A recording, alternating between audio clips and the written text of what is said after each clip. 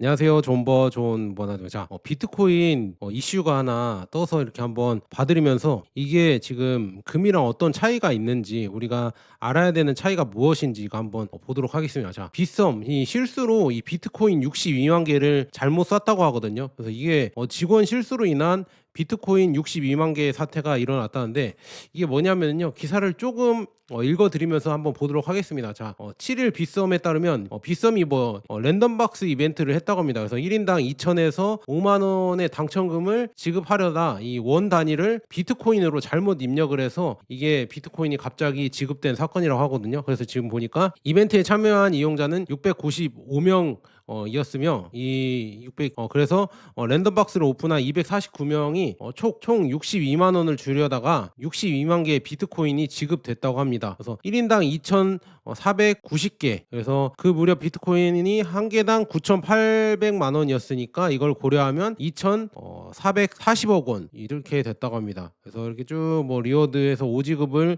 인식을 해서 거래를 차단하고 이렇게 했다고 하는데요. 일부 사용자가 이렇게 받은 비트코인을 즉시 매도하는 과정에서 전날 오후 7시 30분께 빗썸에서만 이 비트코인 가격이 8,111만 원까지 이렇게 급락하는 해프닝까지 벌어졌다. 그래서 빗썸은 잘못 지급한 비트코인 중 99.7%에 해당하는 61만 8,212개를 즉시 회수했다고 합니다. 그래서 나머지 1,788개에 지금 상당하는 이런 비트코인을 일부 매도한 상태라고 해서 이 중 93%를 추가로 회수했다고 하거든요. 그래서 결국 비트코인은 약 125개의 상당의 지금 원화와 가상자산은 아직 회수를 못했다고 합니다. 그래서 설명을 하는데요. 그래서 한 총 133억 원 규모에 달한다. 그래서 이런 사태가 또 벌어졌구나. 물론 이게 직원의 실수라고 하지만 이런 거를 사전에 이렇게 걸릴 수 없었을까 이렇게 얘기가 나오고 있고요. 다행히 다른 거래소나 개인 지갑으로 외부 전송된 경우는 없어 전부 회수가 불가능한 상황이 아닌 것으로 보인다고 합니다. 일각에서는 빗썸이 실제 보유한 수량보다 많은 비트코인을 실수로 지급했다는 점에서 유령 비트코인 논란을 제기하기도 했다고 합니다. 그래서 빗썸이 위탁받아 보관 중인 비트코인은 지난해 3분기 말 기준 42,619개였는데 그보다 훨씬 많은 62만 개의 비트코인이 이번에 당첨금으로 지급됐기 때문입니다.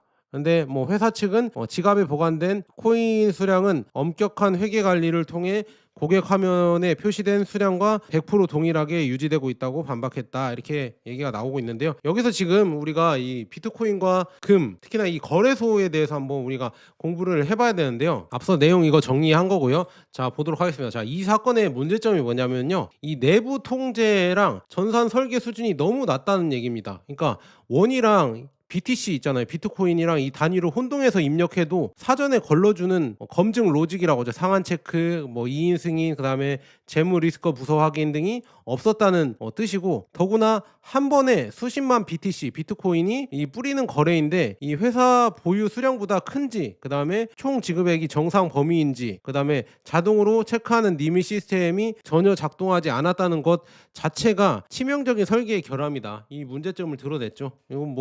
이거는 부인할 수 없는 사실이니까. 그래서 거래소가 없는 이 코인도 이 마음만 먹으면 만들어낼 수 있다는 사실이 드러났습니다. 그래서 빗썸이 실제로 보유한 건 4만여 개의 이 비트코인인데 고객 화면에선 62만여 개의 비트코인이 찍혔죠.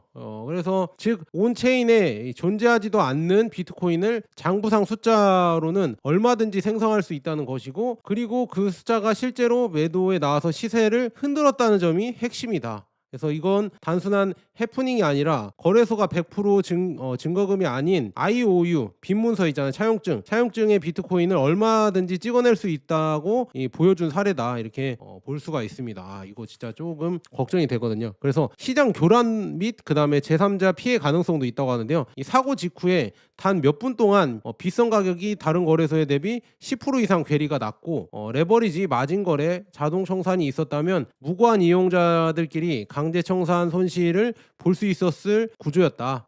그래서 과거 차익을 노린 차익 거래 있잖아, 아비트라지. 이 참여자들도 갑작스러운 폭락 그다음에 복구 과정에서 리스크를 떠안게 됐고, 시장이 공정하게 열려 있느냐는 지금 신뢰 문제를 남겼다. 이런 지금 거래소가 완전하지 않으면은 이런 문제가 발생할 수 있다 이렇게 볼 수 있고요. 그래서 제도 감독의 이 허술함도 드러났죠. 그래서 금융위 부위원장이 직접 나와 가상자산의 취약성과 리스크가 드러난 사례라고 언급했고, 이 거래소 보유 자산 외부 점검 의무화를 하고 전산 사고 시 사업자의 무과실 책임 부과 같은 제도 보완을 검토 중이다. 즉 이번 건은 단순히 한 회사의 실수에 그치지 않고 국내 가상자산 거래소 전체의 인프라, 그다음에 규제 수준이 이제는 은행, 증권사보다 훨씬 뒤떨어져 있다는 것을 폭로한 사건으로 봐야 된다 이렇게 볼 수 있습니다. 그래서 여기서 우리가 이제 금이랑 비트코인의 이 치명적인 차이를 알 수가 있죠. 비트코인은 디지털 금이라고 부르지만 실제 운용 환경, 그다음에 리스크는 완전히 다르다는 것을 보여준 셈이다. 그래서 자산 자체와 이 보관 인프라의 차이가 있습니다. 금은요, 기본적으로 여러분들 피지컬 물리적 실물이라는 이런 실체가 있잖아요. 그래서 이걸 장부에 1톤을 잘못 찍는다고 해서 실제 금고가 창고에 생기지 않잖아요. 금괴가 골드바가 생기지 않고요. 잘못 적어도 결국 창고에 있는 실물 개수와 맞춰보는 순간 오류가 드러나죠. 그래서 중앙은행 거래소 보관기관이 수십 년, 수백 년 축적한 보관, 감사, 클리어링 인프라가 있고요. 근데 비트코인은 지금 온체인상, 그러니까 온라인상의 비트코인의 공급은 고정이고 완전히 투명하죠. 근데 거래소 안으로 들어올 때는 순간 대부분 비트코인이 예금 채권으로 돼버린다. 그래서 이번처럼 전산 입력만으로 없는 비트 계정을 만들 수 있고, 비트코인을, 그래서 이것이 실제 시장에도 가격에도 이렇게 영향을 줄 수 있다는 것이 드러났고요.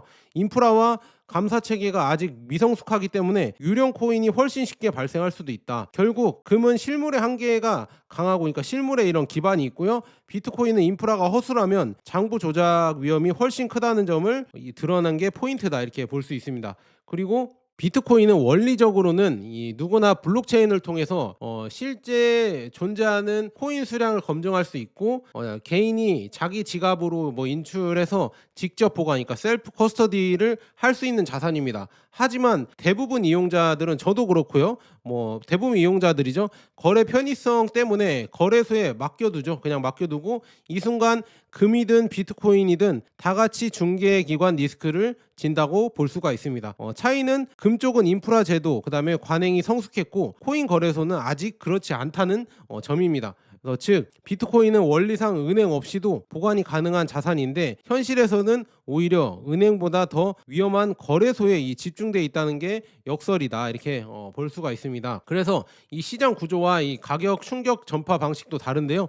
자, 금시장은요, 런던이나 아니면은 코맥스 선물, 그다음에 장외 현물 등 이런 다양한 시장이 깊게 연결되어 있고, 한 거래소에 전산 사고가 나더라도 글로벌 가격 전체의 10%씩 흔들기는 어렵다. 그리고 규제, 증거금 청산 시스템이 정교해서 단일 플랫폼 리스크가 제한적이고, 그다음에 아니면은 여러분들이 그냥 그런 거 다 싫다 하면 실물 들고 있어도 되잖아요. 실물 이런 금을 들고 있으면 되고, 실물 이런 실버바를 들고 있으면 되잖아요. 그래서 그러면 되고, 비트코인 시장은 소수 대형 거래소의 유동성과 레버리지가 집중되어 있고, 파생 선물, 그다음에 김프, 차익 거래가 얽혀 있어 한 곳에 이런 가격 왜곡이 전체 시장으로 빠르게 번질 수 있다고 합니다. 이번 오지급 사건처럼 내부 숫자 실수 하나가 곧바로 시세 청산 리스크로 직결이 된다. 즉 금은 이런 분산 규제된 글로벌 시장이 있고요, 비트코인은 소수 거래소 중심에 집중된 시장이라는 점에서 구조적인 차이가 있다.